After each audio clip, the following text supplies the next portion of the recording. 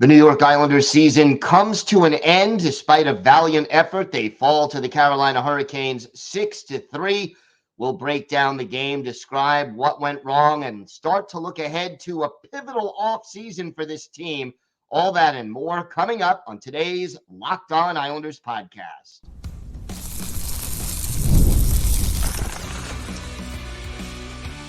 Your Locked On Islanders, your daily podcast on the New York Islanders.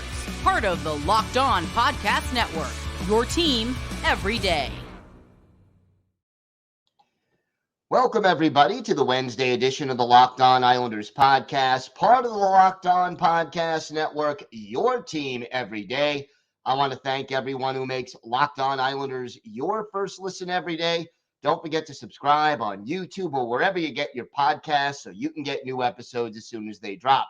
Today's episode is brought to you by Game Time. Download the Game Time app, create an account, and use code LOCKEDONNHL for $20 off your first purchase. We have got a lot to discuss. The Islanders season is over. They fall in Carolina in Game 5, 6-3, in what was really a difficult game to stomach, but we'll talk about all that first. If there's something Islanders related on your mind, if you have a question, a comment, maybe a topic you'd like us to discuss on a future episode, send us an email. The email address is lockedonislanders@gmail.com. And if you leave your first name and where you're from, we're happy to mention you on the show when we discuss whatever's on your mind. You could also follow the show on X at Locked On Isles, and you could follow me, Gil Martin, on X at Ice Wars, NYR, VSNYI. We'll keep you up to date on all things Islanders all year long, so make sure you join us. I am live tweeting during every Islanders home and road game, but there won't be any really until October. But I will have all the latest Islanders news, notes, and happenings all off season, both on X and during the show, which will stay Monday through Friday, pretty much until at least mid to late July. So 6-3 final score. And this really was a tale of 3 games, 3 periods, 3 games. And unfortunately, the Islanders were very bad in one. They were good in the second, and they kind of just got, more than anything, unlucky in the third. But at the end of the day, despite the valiant effort, especially in the second period, it just wasn't enough. And, I think it comes back to this. You could talk all you want about the officiating. You could talk all you want about some bad bounces, and the Islanders definitely had some bad bounces. There are a lot of things you could complain about or say, that went wrong. But here's the bottom line. The Islanders lost to a better hockey team. And if you go up and down the roster, Carolina Hurricanes, New York Islanders, Carolina has more speed. Carolina has more depth. They have more skill. They're younger, but let's even eliminate that from the equation. They are a better hockey team, both on paper and on the ice this year, just like last year, than the New York Islanders are. And I think it means more than anything that you have to assess this team heading into the offseason, and that management and ownership are going to have to make some very hard decisions before this is all over. As for this game, the first period was one of the worst periods this team has played in a long time. They are outshot, I believe it was 21-4 in that period. And, when you go through an entire period of a must-win game, it's win or go home, to come out and allow 21 shots and to only take 4, one of which, only one, was by a forward. So in the first period, the Islanders forwards had 2 penalty minutes due to a minor penalty taken by Hudson Fasching and 1 shot on goal. You don't have to be a hockey expert to know that when your forwards over a period have more penalty minutes than shots on goal, that's not a winning formula. And, it's one thing if you gave up, if you had only 4 shots on goal, but the other team only had 6 or 7, and the score was 1-0 or 1-1, that would be okay. But when you sacrifice offense and you also give up 21 shots in 20 minutes, you're not going to do well. And the Islanders fell behind 3-1. It took, a minute and 23 seconds. So, 83 seconds into the game, the Islanders are losing. And then they take a penalty. And, power play goal, there it is. 3 minutes, 13 seconds into the game, you're down 2-0. Already, the crowd is into it. You can feel the confidence of the Carolina Hurricanes rising. And I'll give the Islanders credit. They didn't quit. Mike Riley answers on the power play less than a minute after the Svechnikov goal, and it's 2-1. And then the penalty shot. That penalty shot, terrible. Alexander Romanov falls on the puck in the crease. They make the call. They go with the penalty shot. And Evgeny Kuznetsov sets a record for the slowest trip down ice. And look, you can complain all you want about it was too slow. There should be a time limit. You could make those arguments, and I hear you, and I get it, and it's frustrating, but that's not what the rule is right now. And what Kuznetsov did was he basically proved he was more patient than Semyon Varlamov, because Varley was impatient as Kuznetsov slowly came down the ice and eventually went for the poke check. Kuznetsov pulled the puck away, shot it into the open net, 3-1 Carolina after 1 period. It bothers me that the Islanders weren't ready to play from the opening faceoff. The old adage in hockey is that the 4th win of a series is the hardest one to get. And in the first period, the Islanders did not make it that way.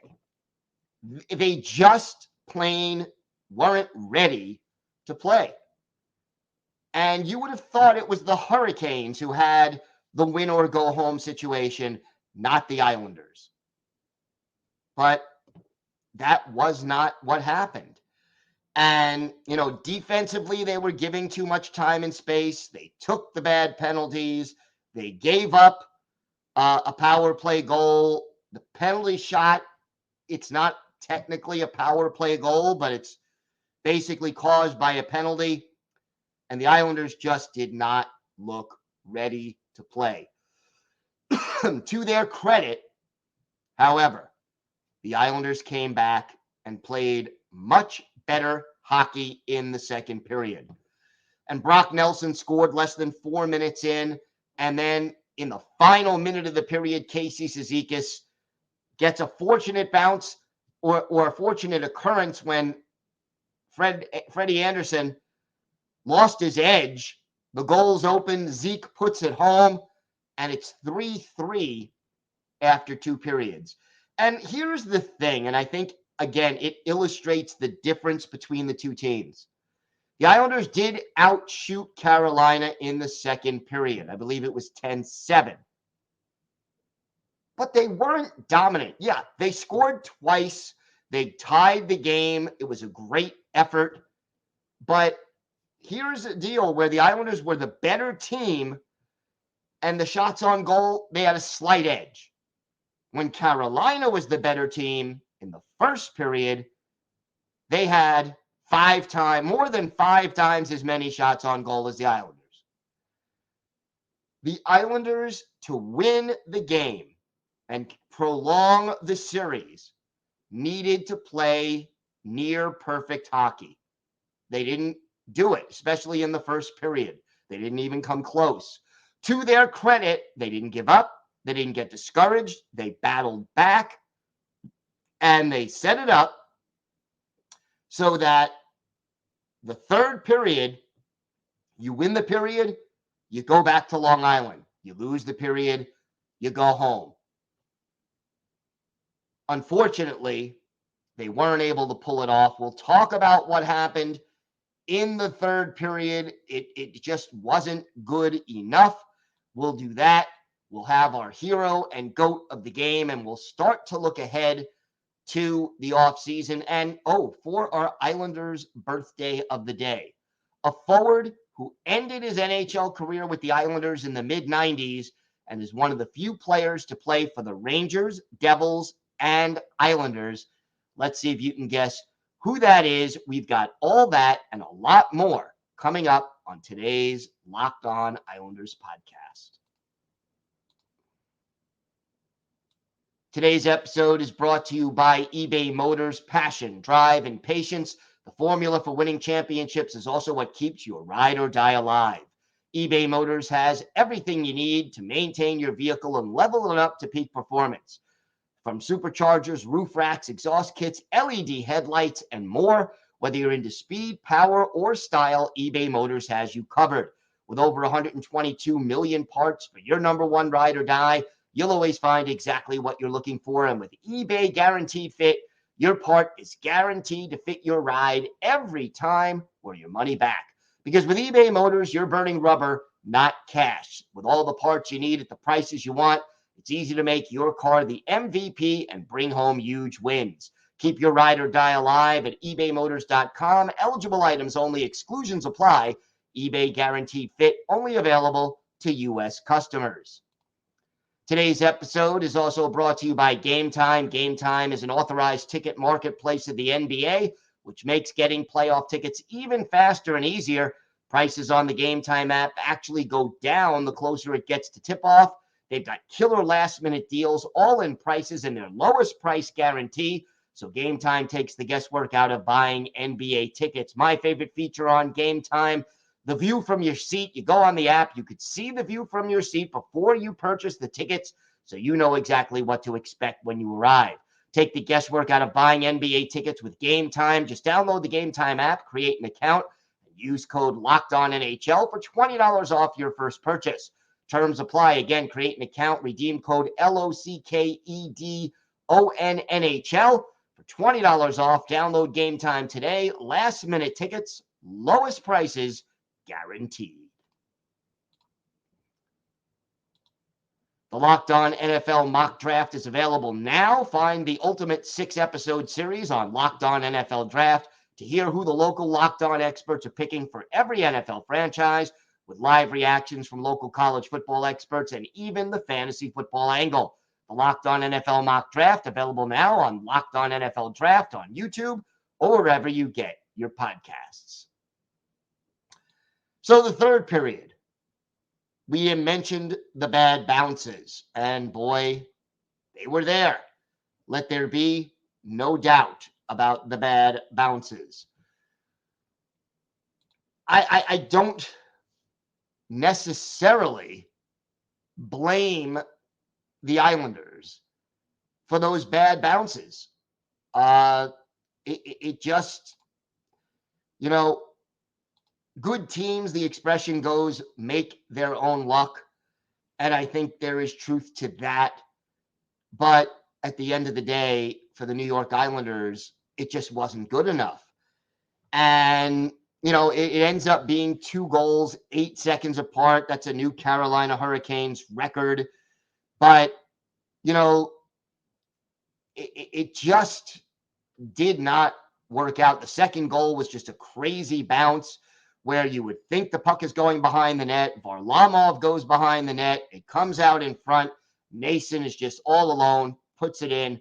Nothing you could do that was as fluky of a goal as possible.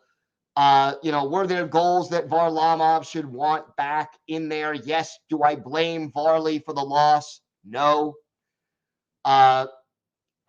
It was just one of those situations where, the puck deflected off of a player, came right to Jack Drury, the game-winning goal. He was all alone on the side and was able to put the puck into the net, and then the Jarvis goal, empty netter, ends it.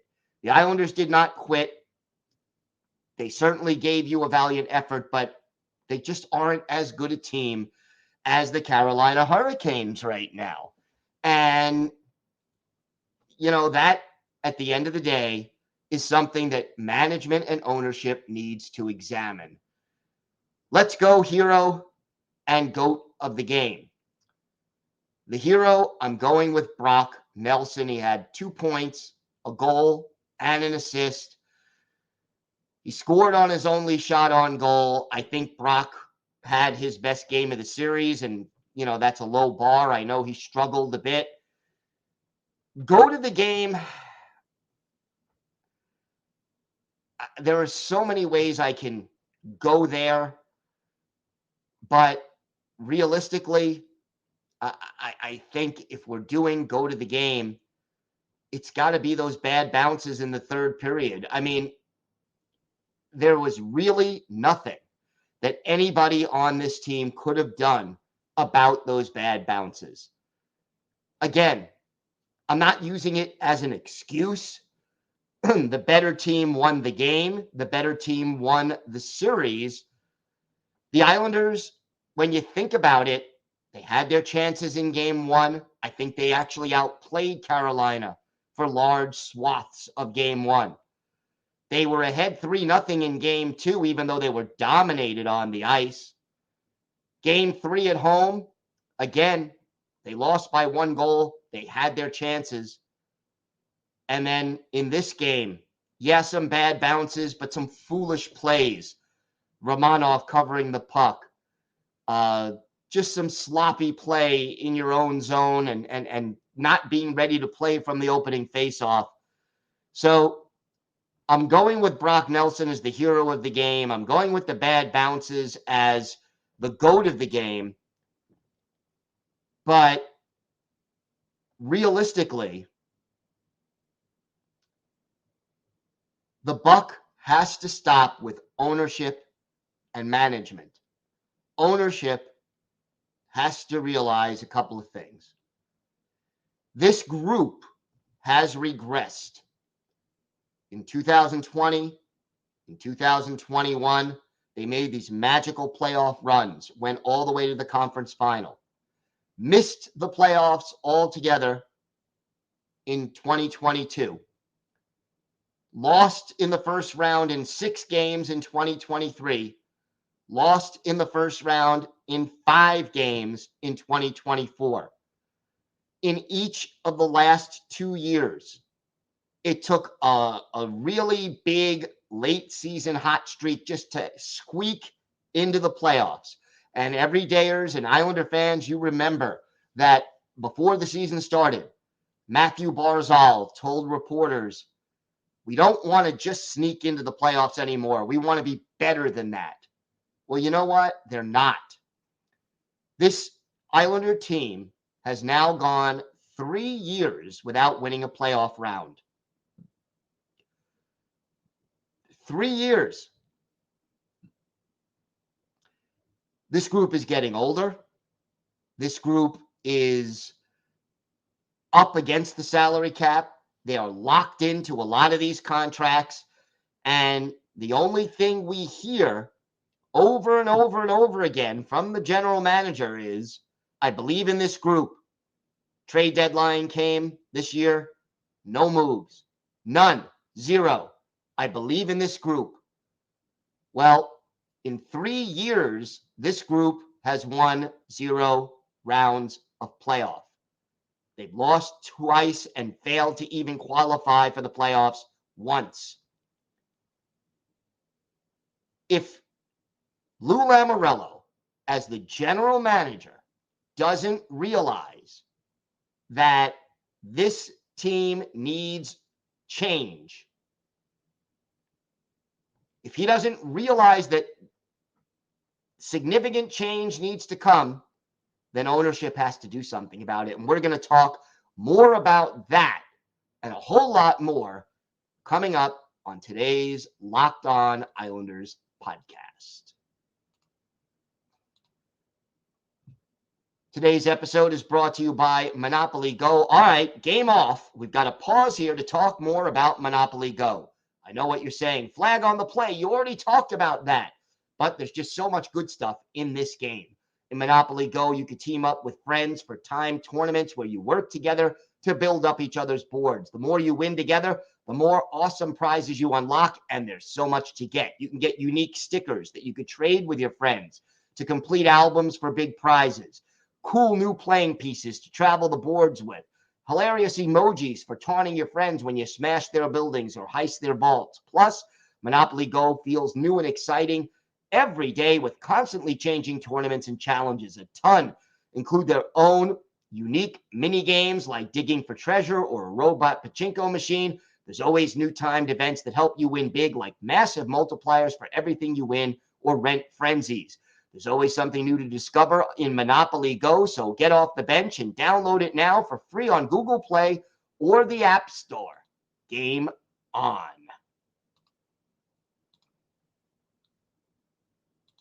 Locked On has launched the first ever national sports 24/7 streaming channel on YouTube, and now it's also available on Amazon Fire TV and the free Fire TV channels app. Locked On Sports Today is here for you 24/7, covering the top sports stories of the day with the local experts of Locked On, plus our national shows covering every league. Find Locked On Sports Today now available on the free Fire TV channels app. Let's talk a little bit about this offseason. It is critical for the New York Islanders to succeed this offseason, to absolutely make some moves that get this team, and every day, as you know, I've been saying this during the offseason last year, they have to get younger, faster, and more skilled.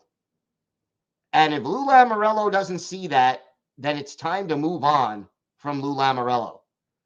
And it isn't going to be easy. Whoever the next GM is, whether it's Lou this again, or whether it's Patrick Waugh, or whether they bring in somebody from the outside, it is not going to be easy to get out of this situation because so many players have no trade clauses or modified no trade clauses or bad contracts or both.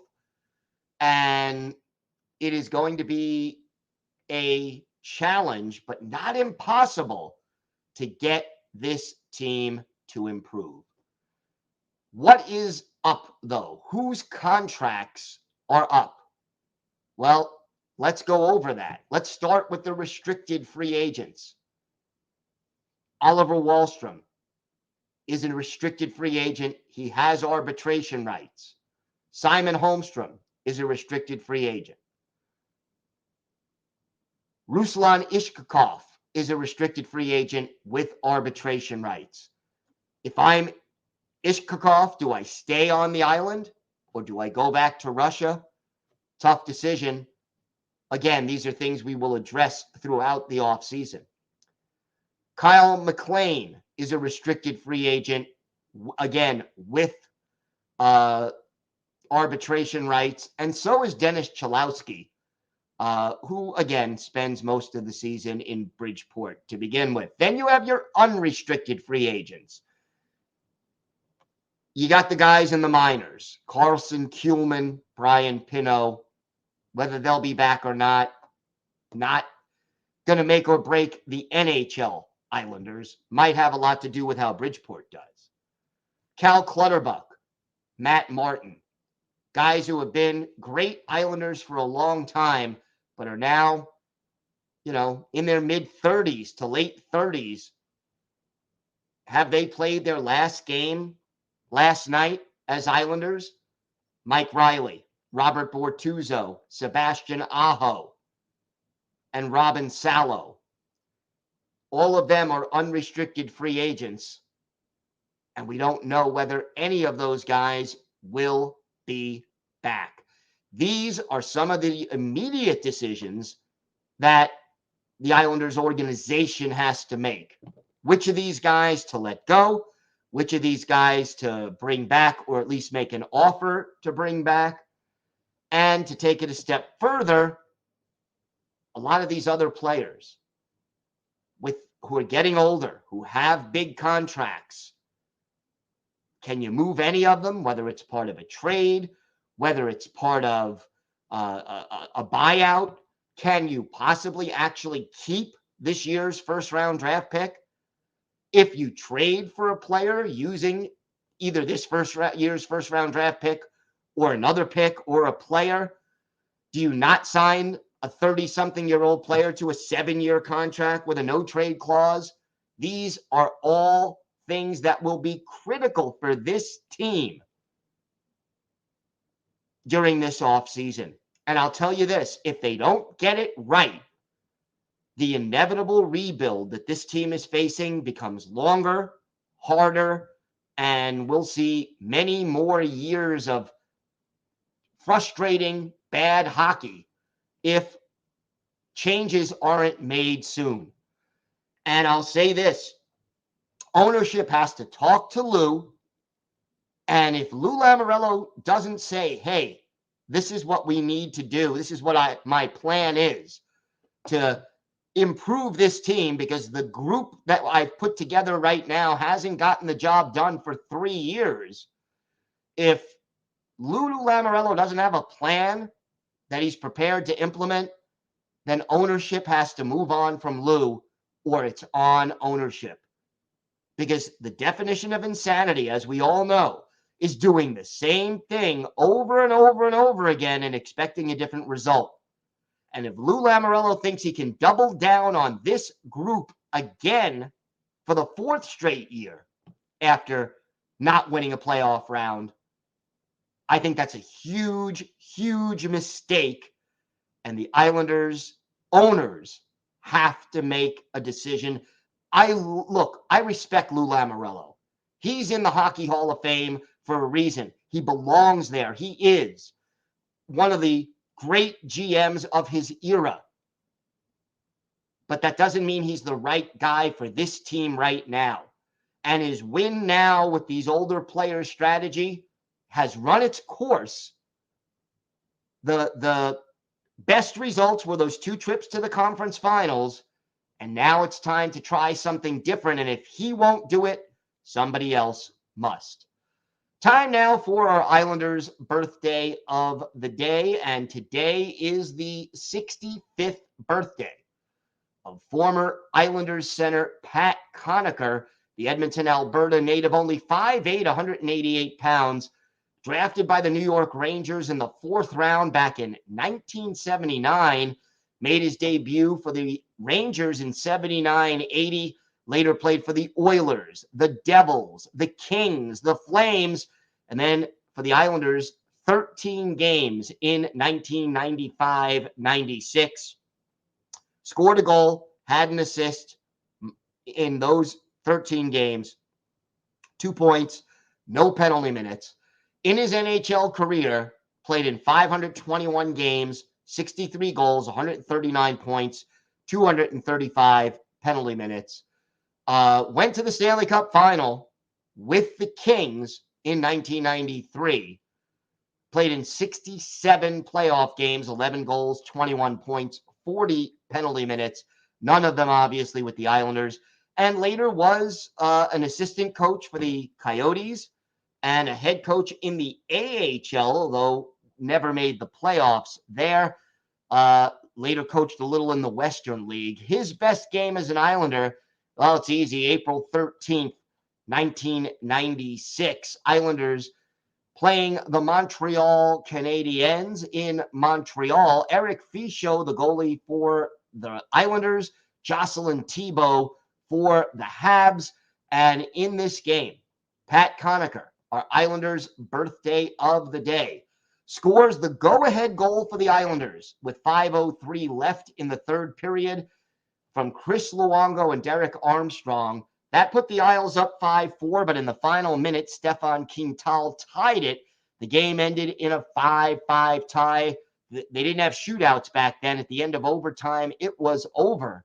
This was the final goal of Pat Conacher's NHL career, his only goal as an Islander. He had 2 shots on goal in the game. It ends in a 5-5 tie. Islanders 38 shots allowed, but the game ends in the 5-5 tie. It was the, again, final career NHL goal for Pat Conacher. He is our Islanders' birthday of the day. I want to thank everyone for making Locked On Islanders your first listen every day. Everydayers, tomorrow on the show, we will begin our off-season coverage. We're here every day, Monday through Friday. We're going to start breaking down this roster player by player. We're going to talk big picture. We're going to have some quotes coming up from the locker room after the game, from getaway day when that does happen, when the team says goodbye before heading away for the summer. So we've got a lot more to cover throughout the next weeks and months until the Islanders return to the ice. Have a great day, everyone. I want to thank everyone who has been here all season long, and especially the everydayers. I really love doing this podcast, and having you watch it and listen to it makes that all possible. So from the bottom of my heart, thank you all very much. Have a great day. Stay safe. And of course, let's go Islanders.